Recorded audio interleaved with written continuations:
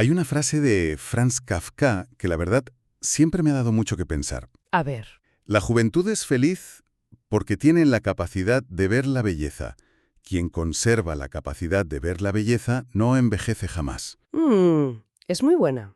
Hoy vamos a analizar una serie de textos que, de una forma u otra, giran en torno a esta idea. Y no hablan de juventud en el sentido de arrugas o de fuerza física, sino de algo mucho más profundo. De una forma de percibir el mundo. Exacto. Sí, es una idea muy potente. Las fuentes que tenemos hoy proponen que esa capacidad de ver la belleza es, en el fondo, la capacidad de ver las cosas tal y como son. Sin filtros. Eso es. Sin todos esos filtros que vamos, acumulando con los años, ¿no? Las decepciones, los prejuicios, los deseos. Claro. Y, sobre todo, si hay alguna forma de cultivarla. De mantenerla, sin importar la edad que ponga en el carnet. Justo. Perfecto, pues vamos a ello. Y para empezar, los textos nos proponen una metáfora visual de Tolstói que creo que lo enmarca todo a la perfección. La del oso, ¿verdad? Es brutal, esa misma. La escena es la siguiente. Unos cazadores quieren atrapar a un oso, y para ello cuelgan un pesado tronco de un árbol, justo encima de un cuenco con miel. El cebo perfecto. Claro. El oso llega y lo único que ve es la miel. Para poder cogerla, pues aparta el tronco con la zarpa. Y claro, como es un péndulo, el tronco vuelve y le golpea. Exacto. El oso lógicamente se enfurece. Piensa que el tronco le ha atacado, así que lo empuja con mucha más fuerza. Y el resultado es inevitable. El tronco vuelve con el doble de violencia y le golpea todavía más fuerte. El ciclo se repite. El oso, cada vez más furioso, alimenta con su propia rabia la fuerza de los golpes que recibe, hasta que esa misma violencia Acaba con él. Ahí es donde Tolstói lanza la pregunta clave. ¿No podemos ser más sabios que los osos? Y creo que esa es la diferencia fundamental de la que hablan las fuentes, entre un alma que envejece y una que se mantiene joven. Justo. La que envejece solo ve el golpe, la ofensa. El obstáculo inmediato. Exacto, solo reacciona. Se queda atrapada en el mecanismo sin ser consciente de que existe. Mientras que el alma que se mantiene joven, la que conserva esa visión de Kafka, es la que consigue de alguna manera dar un paso atrás, en medio de la furia, sí, y ver el sistema completo.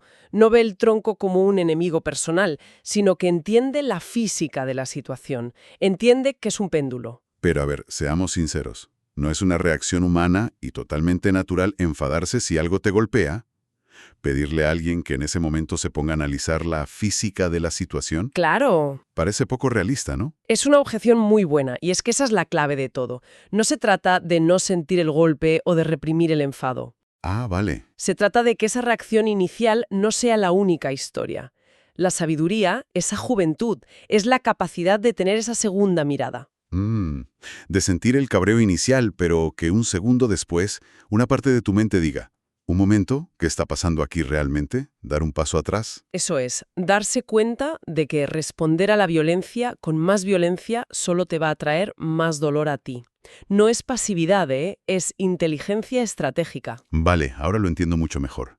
No es no sentir, sino no dejarse consumir por ese primer impulso.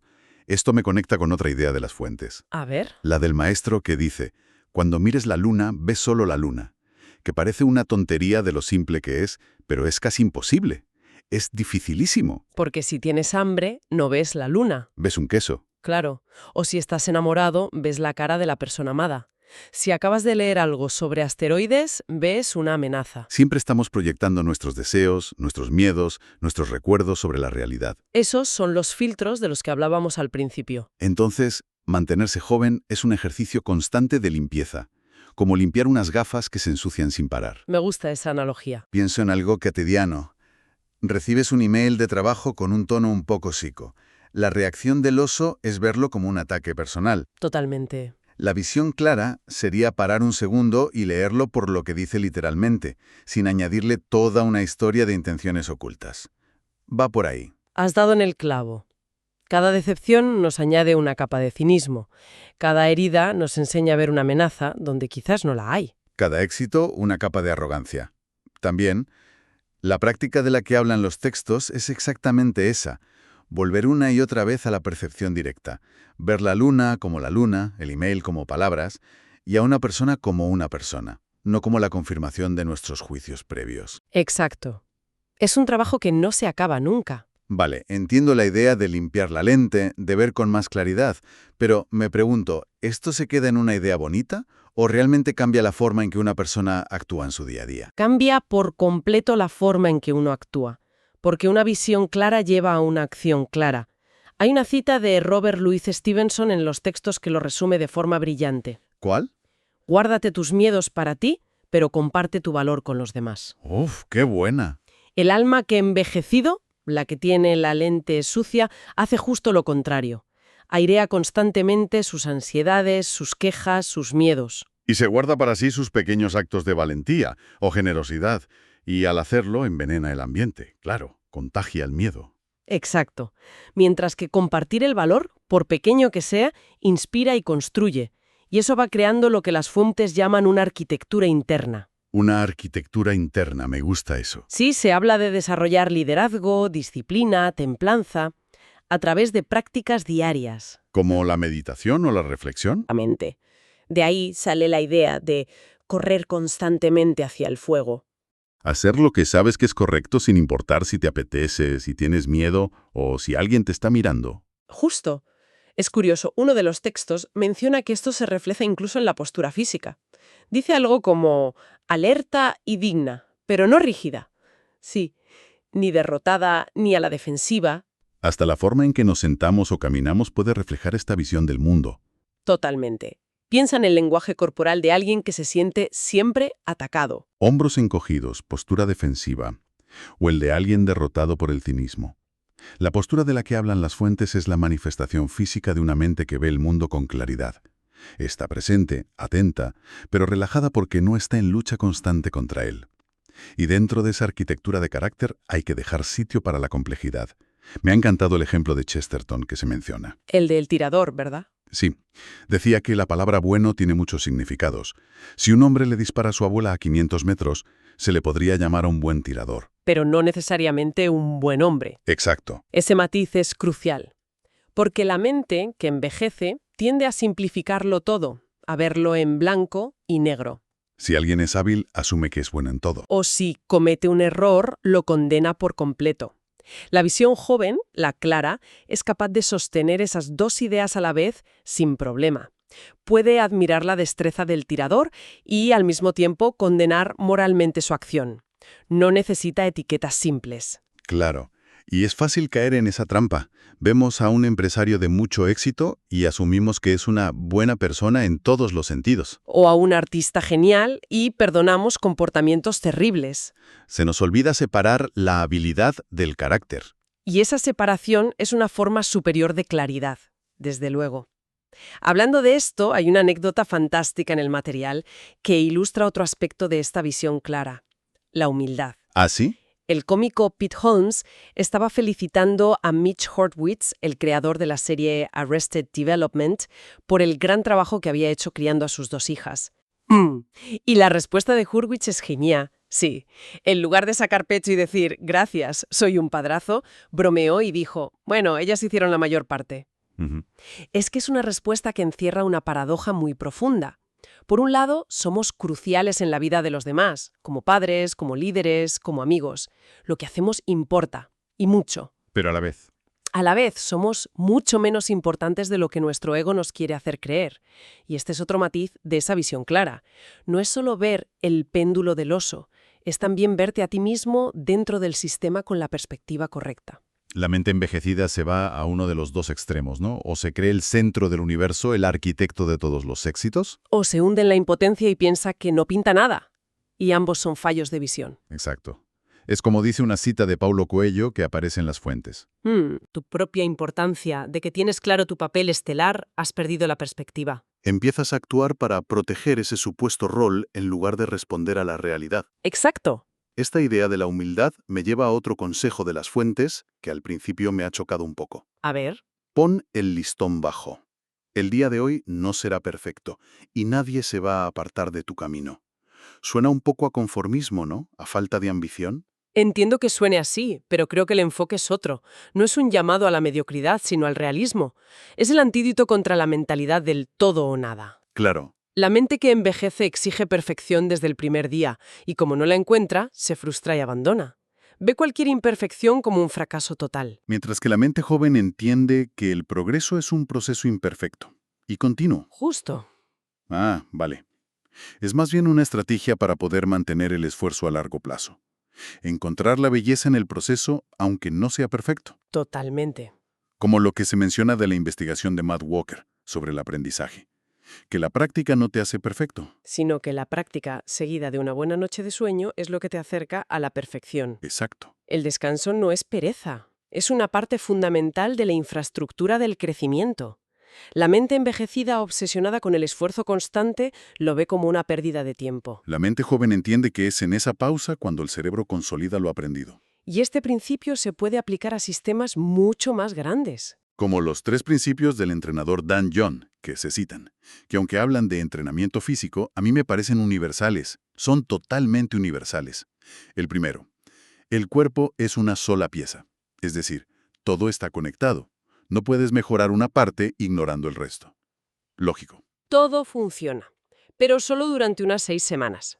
Esto nos habla de la necesidad de adaptarse y de no enamorarse de una única solución. Y el tercero, que es el más duro, el tiempo magnifica todas tus deficiencias. Ese es tremendo. Si tienes un pequeño fallo en tu sistema, con el tiempo se convertirá en un problema enorme. O sea que, ya sea para el gimnasio, para un proyecto de trabajo o para las finanzas personales, la idea es, primero, eliminar lo que sobra. La famosa adición por sustracción. Y segundo, asegurarse de que cualquier cosa nueva que añadas mejore el conjunto de forma lógica. Esa es la esencia de un buen diseño de sistemas. Y nos lleva a la prueba definitiva de un sistema joven, según las fuentes. Debe ser capaz de sobrevivir a la pérdida de su fundador. Uf, eso es humildad y visión clara en estado puro. Desde luego.